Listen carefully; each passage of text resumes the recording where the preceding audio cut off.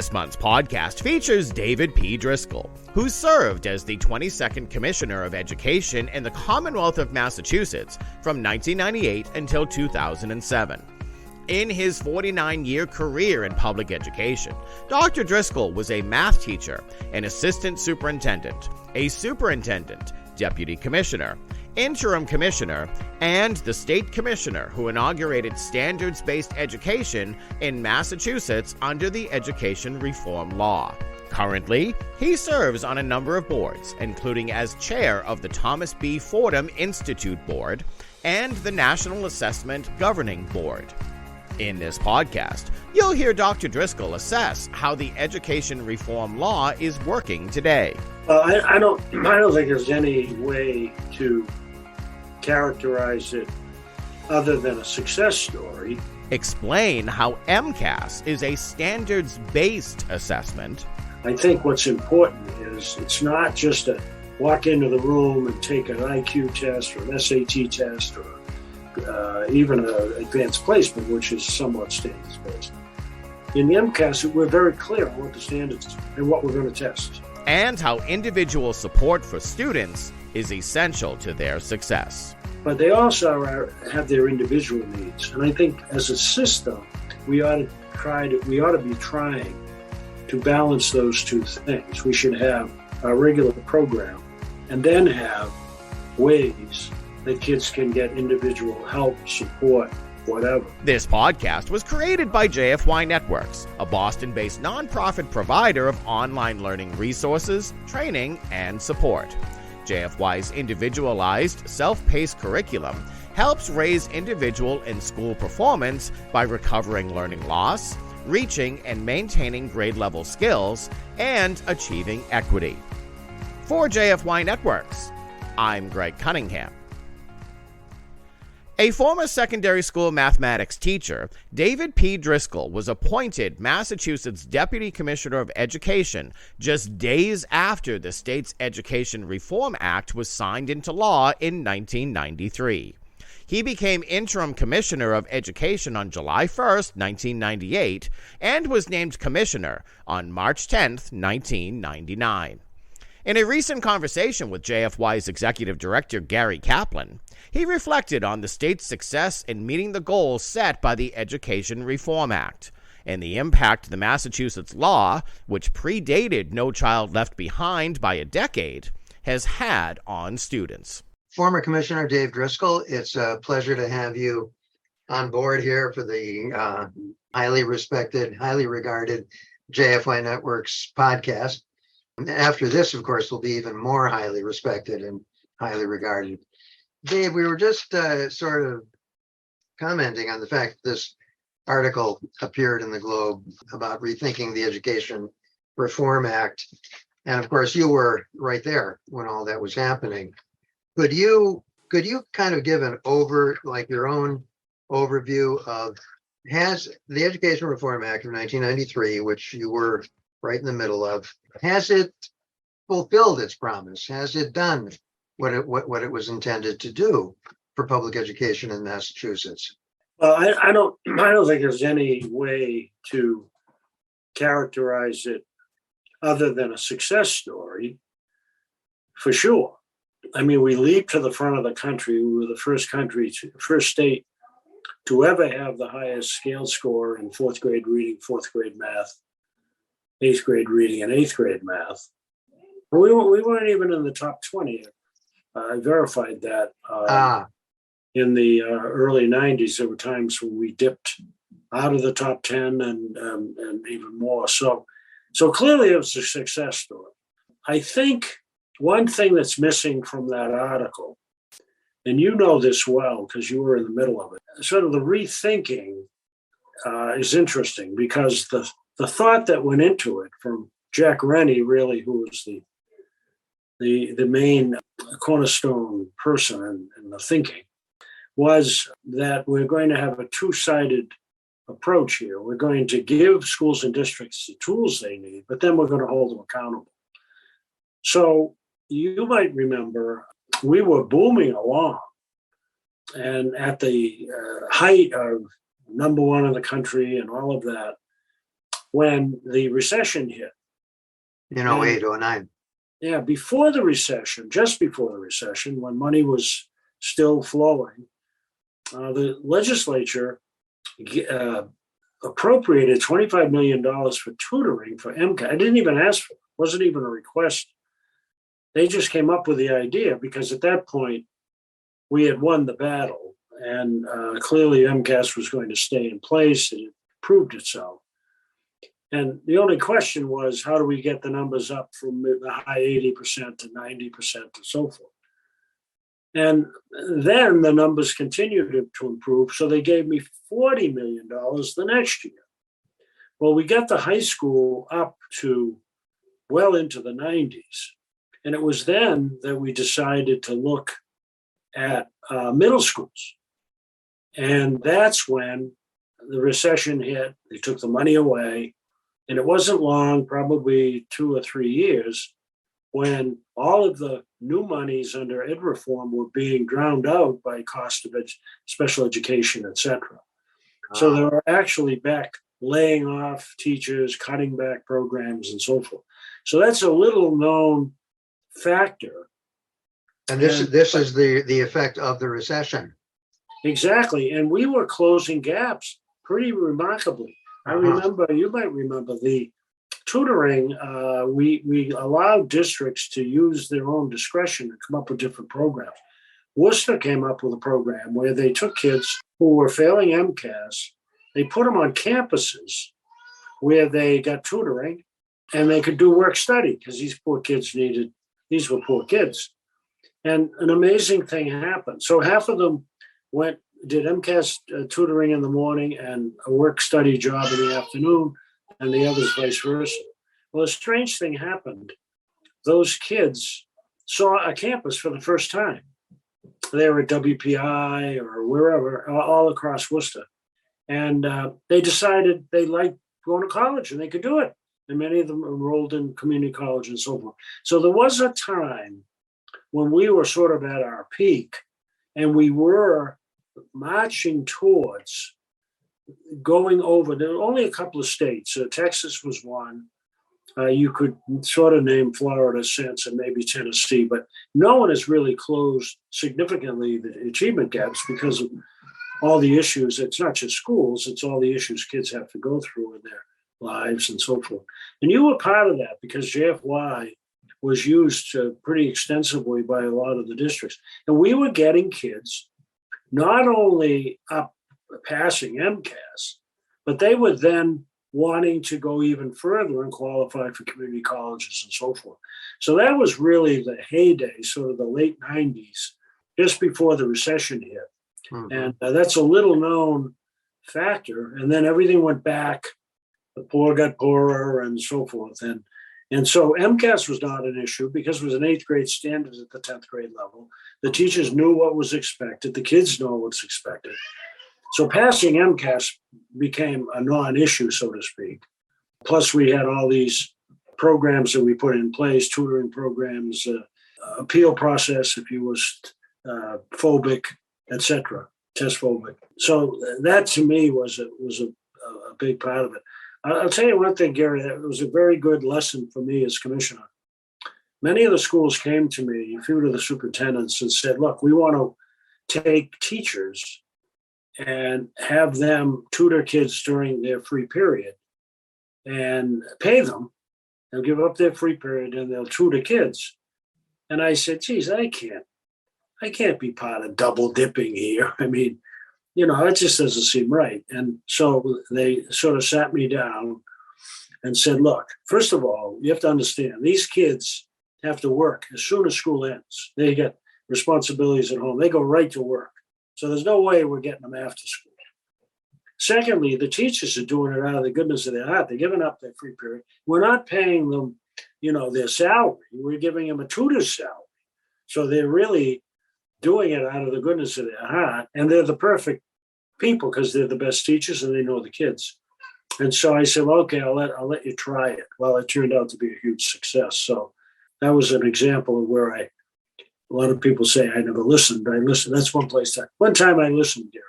Well, Dave, I don't know that a lot of people said you didn't listen. I certainly didn't. I mean, sometimes you didn't feel like listening, but you actually did anyway. Did you really feel like people Well, said you there didn't was a listen? time, I mean, everybody goes through this. I had to make decisions and I had to stick with them. And so it's easy then to say, well, He's he's not not listening. listening.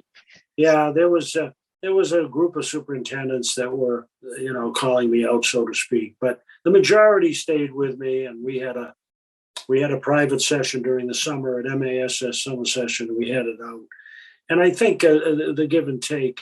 I mean, everybody's busy. Everybody was under pressure, and I think people started to realize that I was doing things because the law told me to. And it was my responsibility. So we had a happy ending, but there were bumps along the way naturally. An interesting experience I had one time with a group of two interesting experiences. The first was with a group of suburban parents who came to a meeting with signs that said "Down with MCAS" and so forth and so on. And they railed against the law. And when I got to speak, I said, "Look, I understand the emotion denying diplomas, but the fact is, as you well knew, Gary, at the time, and it's why Jack Rennie got so much gravitas with the legislature and the governor's office. We had thousands of kids graduating from high school who the community colleges and business were telling us didn't even have basic skills, even the basic skills, and yet they had diplomas. And so with this group of suburban parents, I finally made the case. Rationality kind of persuaded them that, well, let's wait and see. And of course, they were worried about their own dyslexic kids or something. Yeah. They left their signs, by the way, in the auditorium when they left. The principal had to pick them all up the next day.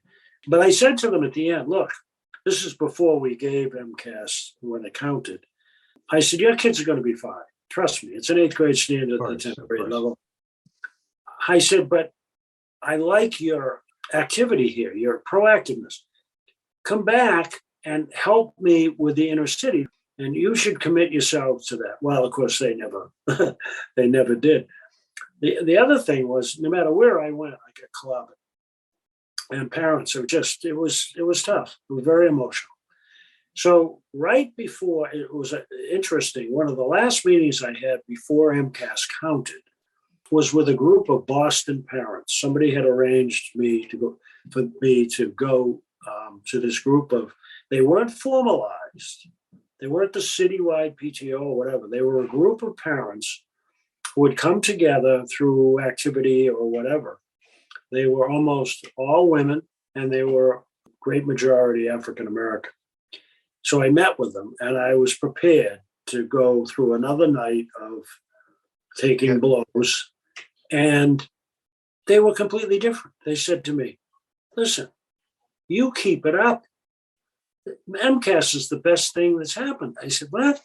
They said, they're paying attention to our kids. They never paid attention to our kids. Now they worry about what the kids are learning. It's their first time, so keep it up. So that was a real, but probably my only positive experience during that time, but it was remarkable. And they were right, and they saw it best. So thank goodness for that group, whoever arranged it. So that was sometime, that was like early 2000s, before 2003, when it actually started to count. Before 2001, when it, right. Yeah. Well, that question right there, nobody had paid attention to the kids before, and now all of a sudden they were. But there's still, of course, pretty much the same gap between performance in Wellesley and performance in the inner city. That hasn't narrowed much at all. What do you think could be done to make some progress on that front, narrowing the gap between both? Well, it's just kind of two aspects, high income, lower income, and white and Asian, and Black and Hispanic. Yeah. It's still, the gaps are still there. Well, again, I think the one of the tremendous strengths of MCAS, I think you've talked about it, is, and I think it's even in that article kind of hidden, is the issue that MCAS gives you the data. I mean, that's the beauty of it. So there isn't any surprise. The gaps were there. as I say, I'll make the one footnote, we were making gains. And you're never going to close. You're talking about kids who live in conditions that are completely different. And so the school isn't going to be able to make up the tremendous gap, although we should be doing a lot better. So I think we need to learn some lessons. And the pandemic certainly helped us to recognize it. It also verified and put a spotlight on mental health issues, which are tremendous today across the country. And the issue like food deprivation and things like that, it's just unbelievable in 2023 in America. It's just crazy. And so as long as it's only schools that are trying to close gaps, and maybe some social service agencies, and maybe some prison guards, where we've got an uphill fight. So I think that what we have to recognize is that the biggest, we have to have the tools. So the tools start out with the basics, which is standards and clear goals around reading, math, etc. The academic goals. Those should be a given. Dave, let me just interject here. The other day, when we were talking, you made a distinction between standardized testing and standards-based testing. Right. Now, nobody ever uses the term standards-based. They use the term standardized. Right. Why is that important? Well, it's important, and of course, I guess you could say that technically, it's quite norm reference, criterion referenced.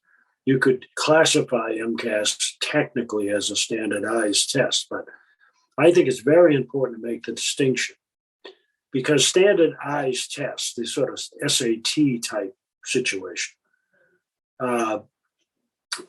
is norm reference where, there's a mean and then so many kids above it and so forth. And so you're kind of scattered and spread out according to a preconceived set of numbers. Whereas with MCAS, 100% could get 100. It's standards based. And That's so I right. think without getting into the psychometrics of it all, I think what's important is it's not just a walk into the room and take an IQ test or an SAT test or even an advanced placement, which is somewhat standards based.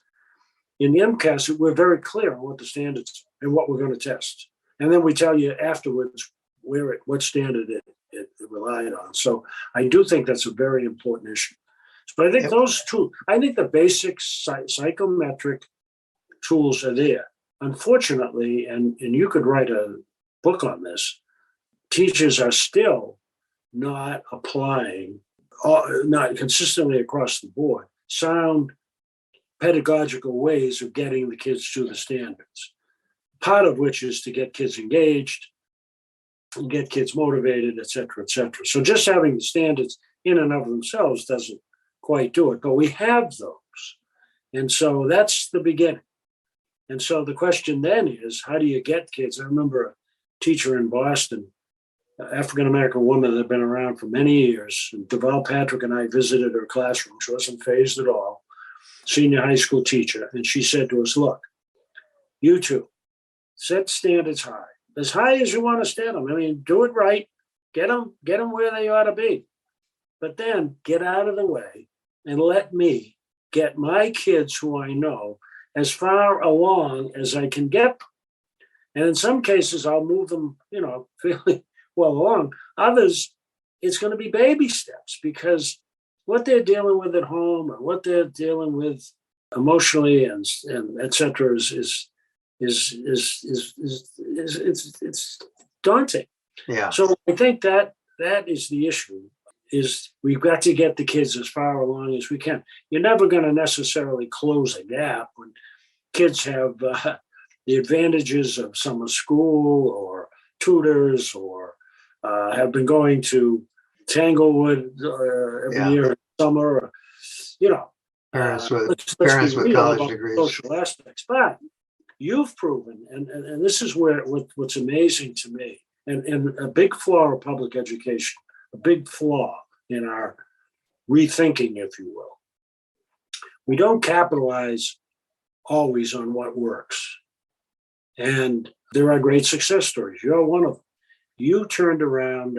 I have to tell this story. I can't be on this podcast without telling the story. First time I ever met Gary, he came into my office and he told me he had a way of helping kids meet the standards of MCAS in both math and reading. And I said to him, look, don't talk to me. Go to some Madison Park High School where they've got the biggest problems in the whole state. Turn that place around and then come back and talk to me. Well, he did. He went to Madison Park. Principal at the time wasn't a vocational guy at all. He'd come out of Charlestown. And Chuck took Gary's program in at my request, and he turned it around. And just recently with East Boston High School, and then again at Madison Park, you've made up the difference with the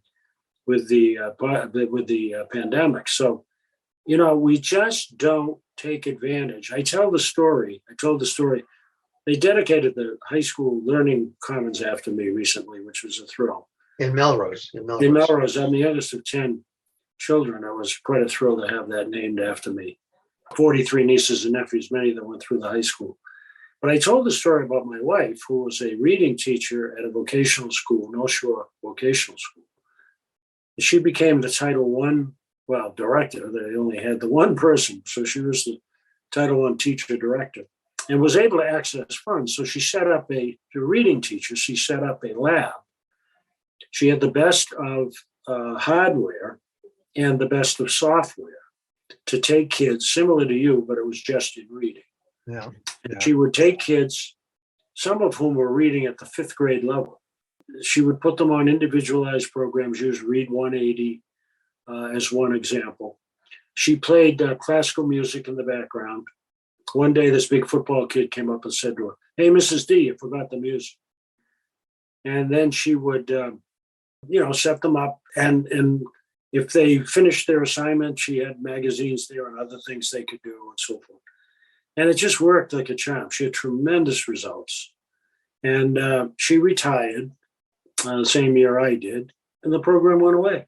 Went away because there was nobody there who was committed to it. So here you are at East Boston High School. And if there were a West Boston High School, but there's plenty of other high schools, why aren't they chomping at the door to get you there? And so this is the issue of public education. We're asked to fix these problems, very deep societal problems. And very often we are given certain tools, but not all the tools. So think about the health services that many of these kids need that they're really not getting, et cetera. So, but our job is to go get as that woman said, get as far as we can. Yeah. And fortunately in Massachusetts, we've done it better than anyone else, but it's still not good enough. And it certainly isn't good enough for those kids that suffer the most.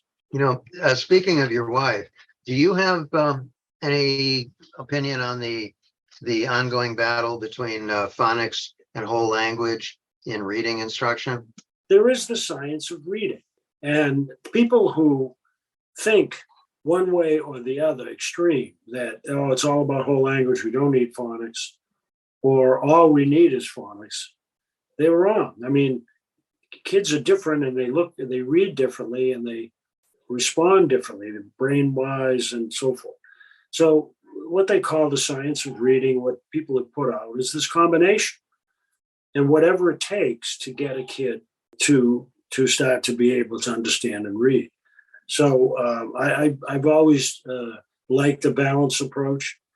You might remember, this was an interesting story. I myself, as an individual, looked at the results of 4th grade mathematics, being an old math teacher, and couldn't understand why 60% of the kids got a basic division problem wrong. What year is this? 98, 99, probably 99. I went around to talk to some of my math coordinators, people I knew and so forth. They said to me, well, we don't do algorithms anymore, which is the borrowing, as we know it. So that's a problem. So we were just redoing the math standards. So I put in the standards that algorithms is one way that kids should be taught the basic math processes. We didn't test it. We didn't mandate it. It was just put there. But everybody got the idea. So they started to have kids do that as well. All of a sudden, the next test, 60% of the kids could do. And then it got better. And it wasn't a case of that. I went into a classroom. The woman was from Lesley University, which she wanted to tell me. She was doing Cuisinart rods on the floor and all that kind of thing, which didn't bother me. I'm all for that. Kids seem to enjoy it. They seem to be learning. That doesn't bother me. I'm a balanced approach guy. She said to me, I know you're an algorithms guy. She said, but see this kid over here? He can add a column of numbers. And I know you're a former math teacher. He could add a column of 2 numbers faster than you can using my method, which is if it's 18, the kid says it's 20 and keeps the -2 in his head, etc. And evidently he's good at it. I said to her, well, good for you. I said, however, I have a feeling that I could best him if it were 3 column of 3 numbers. And I would bet my shirt on the fact I could beat him if it was a column of 4 numbers. Because he's not keeping the 326 in his head and the 184 and the 299 and whatever. So she kind of smiled. I said, it's common sense. That's my book, Commitment and Common Sense. Oh, right. I have the same feeling towards the reading. To me, it's how do they get kids engaged and motivated to read? That's what I look at in classrooms. And thank God we don't have 100%, but we have a great majority of our teachers that do a great job. Engaged and motivated, those are kind of key words. It's how do you do that? I mean, some teachers, you were probably one of them, just seem to have a natural sense of how to do that with kids. But not everybody does. How do you teach that? I don't know. I mean, I don't know. If I were that smart, I'd be teaching at, I'd have been involved in the teacher development program. But there again, the system lets us down. The teacher evaluation system, as you know, in most schools is perfunctory at best. The principals can't get around. When they get around, it's only, they're doing a lot better. There's a lot better science around that too. Yeah. Where you drop in constantly and understand and see the rhythm and that kind of thing. I don't know. I think, good teachers and great teachers know their kids and they know how to get the kids. And they know the ones that are falling behind and you find different ways. And I think your model is the model that should serve in the country. I think we've seen this with the pandemic. We need, in addition to regular schooling and the school experience, we need then an individual approach, almost like the medical profession. You need to take their temperature and see what they're, see what's functioning and what isn't. And so your idea of sort of supplementary tutoring, if you will, targeted, is a model that's worked, and it works across the country, the mentoring programs and so forth. So kids become part of a group going through the 5th grade, 6th grade, whatever, and you can argue about the grade spans and all that, but they go through that. But they also have their individual needs. And I think as a system, we ought to be trying to balance those 2 things. We should have a regular program and then have ways that kids can get individual help, support, whatever. And the pandemic was a disaster in terms of time, but it doesn't have to be.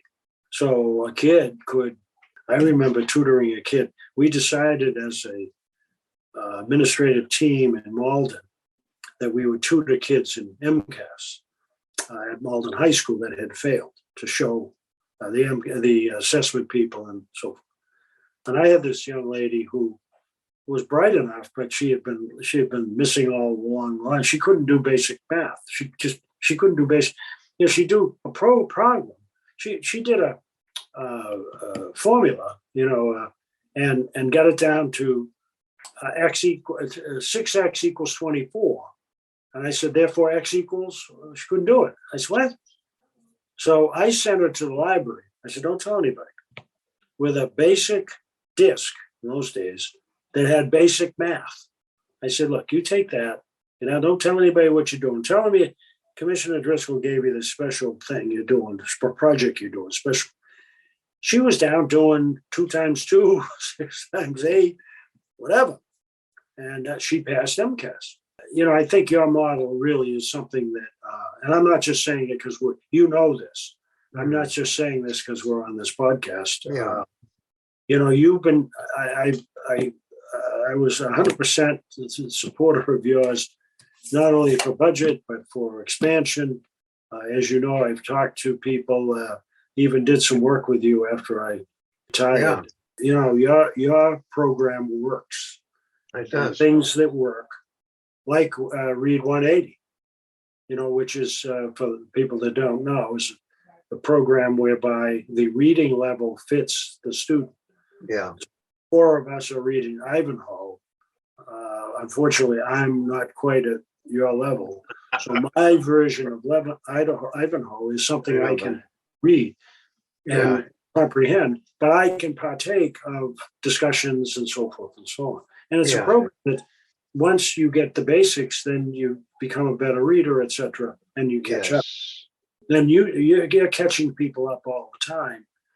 You've proven it at Madison Park. You've proven it at East Boston. So it kind of gets back to there are methodologies that actually work and have enough documentation behind them that it can be considered a reliable thing. Read 180 or the product that we use, Achieve 3000 or Math Space or whatever. And if it's put together properly and if it's used properly, it does produce results. But we have never been able to get enough people to actually do it, even though, we can say, look at the East Boston thing here. We just wrote a whole book about it. They got all the way back to 2019 levels, basically just by doing what we said, which is, by the way, why it works at East Boston, because when we lay out a program, they actually execute it. They actually do it. In most places, they do some of it, they do half of it. They don't really do it systematically. And we've never been able to get, 100 schools to adopt the program, even though it could easily do 100 schools. It could do more than 100 schools. Why is that? Why is it that in this, this advanced public education system in this state, which probably is the best in the country, why can't we get people to say, okay, it works. I read the report. It works. Driscoll says it works. So of course we're going to do it. Well, I think this is the problem. So I see two colliding worlds. First is the outside world, that world outside of public schools. That intrudes itself in many ways into the system.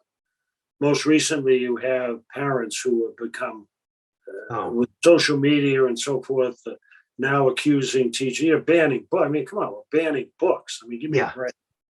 So there are always forces in society, it seems, that work against us. So there are people who say, well, we shouldn't pay teachers, and on it goes. So we have this outside world that makes sure that we never get it completely right.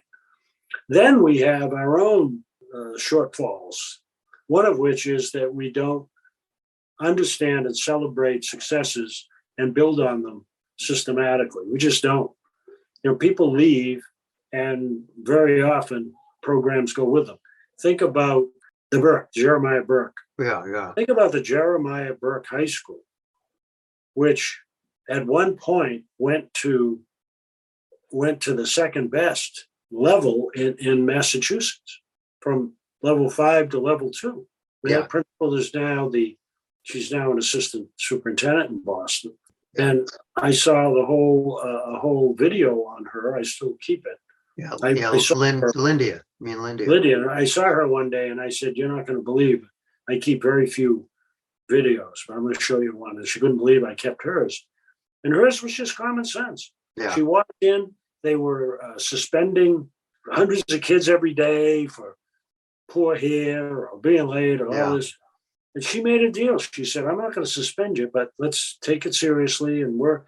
And she wound up suspending 100 kids the whole year, et cetera. And then they focused on they got a grant, federal grant. So, but why isn't that program, which now was turned into a video and the principles as to why it worked, principles, BS, why it worked, are available to every school in Boston. But nobody does it. The elements of that, at least across the board.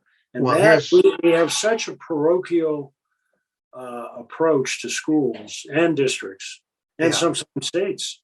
Yeah. States are very parochial. Absolutely. Ironically, which I think we changed at one time. We also, I think, a hidden advantage of No Child Left Behind with President George W. Bush was the bipartisanship. Massachusetts and Texas worked together. The commissioners across the country, blue and red states, we all work together. And that's now becoming fractured again. So we shoot ourselves in the foot very often, Gary, and it's a shame. For some reason, our public education as a entity process is certainly not seen as a science. It's sort of catch can. What did I come up with today?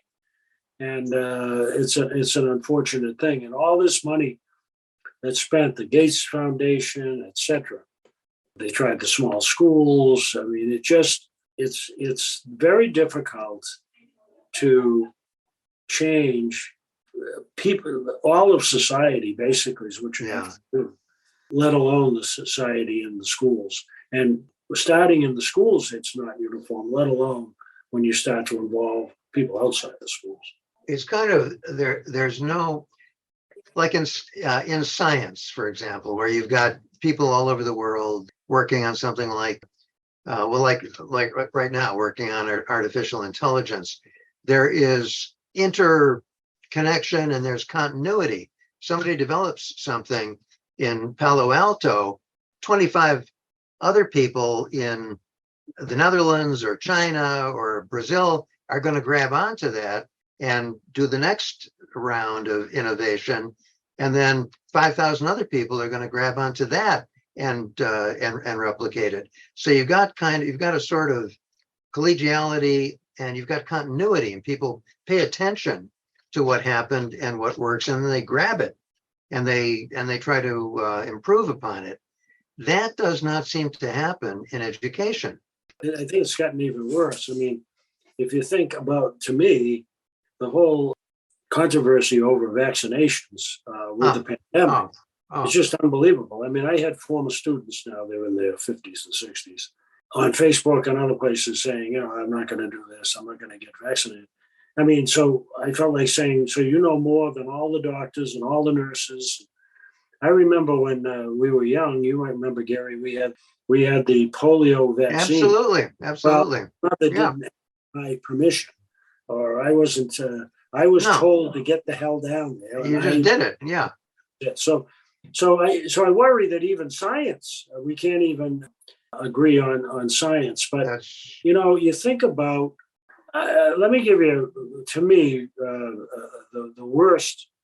The shocker to me was when the Common Core state standards were established. I mean, if you read them, nobody ever reads them. If you read them, they're just words on a page. And then the next thing you know, people said, well, I had this textbook and they're using these examples and they got gay kids to take doing math. And well, it had nothing to do with the Common Core. And it became a political liability. All these states, I knew them. They were adopting the Common Core, but they couldn't call it that, so they were calling it something else. I mean, so it's how silly things can get. So that's the problem that we have. And I think what I was able to do, and I think other successful educational leaders are able to do, is have a semblance of order that says, wait a minute, we're going to go at this logically. Each step is going to be logical. We're going to try and find a logical way forward, whether it's, as I had to close schools and reorganize grades when I was a superintendent, certainly all the issues I dealt with in implementing the Education Reform Act. Sometimes you push, sometimes you pull, et cetera. And I think we need to try and get back to that because we're not making progress. It's almost like 2 steps forward and 3 steps back. I don't know whether we're going to get back to essentials or not, but we had that great opportunity. It takes leadership. It started. A lot of people think it started with A Nation at Risk, which I think was a certainly a game changer. But I think more importantly was the coming together of George Herbert Walker Bush, Bill Clinton, other governors at the time, both Republican and Democratic, that forged this alliance to set standards and so forth. So I think we need leadership again. I'm a big fan of Mary Skipper. I think she's terrific. I certainly like from a distance what I see with Mayor Wu. We've had great leadership with Governor Charlie Baker, and I think Governor Healy seems to be off to a very good start. So the Secretary of Education seems to be fine. I only knew him slightly in Lynn, but he comes with a great reputation. So once again, I think here in Massachusetts, we've got the makings, good legislative leadership around education, as you know. If any state can do it, we can do it. And I think that's what it takes is leadership and a combination of common sense, following the science and making progress and being honest about where we are. And we're at a bad place right now. The gaps are intolerable and we need to, so that's why there has to be a rethinking. Ed reform as it progressed was a great success story, but not around closing the gaps. And so there is a rethinking. And I'll end this way. I think you're onto something because you've proven it even during the pandemic. So I think that's a model, this kind of individualized in addition to what kind of services can we bring to kids in addition to their regular services in schools, because schools can't do it alone. So we need to bring health services. We need to bring certain tutoring to catch gaps, which they can't catch in a group setting. Teachers are too busy, so schedules are such. Some can do it. One would hope that if you were a 7th grade teacher and you had a kid that wasn't able to do basic mathematics, you figure out a way to get that kid up to where he or she needs to be before you'd continue on. But unfortunately, that 7th grade teacher may have 5 classes of 26 kids, et cetera. And then a teacher goes on maternity leave, et cetera. So I think the system needs to have a way of shoring up. And that, to me, is this way of having auxiliary services. And they don't have to be provided necessarily by educators. They may have to be, may very well be health service people or others. A grandmother that speaks the language in certain parts of the state may be a better tutor for kids, even if she hasn't had the formal training. You can give her what she needs than anybody else. So I think that's what, if we're really serious about it, that's what we have to focus on. I'll leave you with this one last, when they talk about AI, the one thing about technology, it's always been true, is it's infinitely patient. And so, why we don't take more advantage of technology for kids is beyond me. Now, I don't want kids just sitting at a screen all day long. We certainly have that problem. There are screens all night long. Right. But with respect to certain ways of making sure they're at certain baseline knowledge, et cetera, technology would be the perfect way to do it. It even could be engaging I remember Yeah. going to the Harvard-Kent. I went to the Harvard-Kent school as commissioner. It was a first grade, and the kids were 90% Asian. And they were all doing a program in mathematics. They were doing addition. And the little guy would jump up and go, yippee, if he got it right. Yeah. So we stood at the back of the class, and all you could see was yippee, yippee, yippee, yippee. And I even, as the wise guy in me, I even tried to distract a couple of the kids. I remember a little girl with pigtails. I tried to distract her. She was focused on that screen. Yippee, yippee, yippee. So after the class was over, I went up to the teacher and said, gee, that's great. Kids seem to be doing well. She said, well, it's interesting. She said, I am the bilingual teacher for these kids. And I said, well, that's nice. She said, yeah, except I don't speak their dialect. So I might as well be speaking Swahili. So I engaged them in English, and I engaged them on the computer. And they learn their math facts, and they learn English. But they're not going to, we can't talk to each other otherwise. That is really interesting. Yeah. Really interesting experience. So, Well, thank you, Dave. This is Okay. a great start. It's we will pick this up again in a couple of weeks. great. Thanks. Thank you. Thank you. Good Good luck. Good luck on the golf course. Thank you. Thank you. We would like to thank Dr. David P. Driscoll for joining us this month for the JFYNetWOrks podcast. If you have any questions or comments, please navigate to our website, jfynet.org, which features a wealth of commentary, dialogue, and free educational resources, including these monthly podcasts, to support all educational communities. Thank you for joining us. For JFYNetWOrks, I'm Greg Cunningham.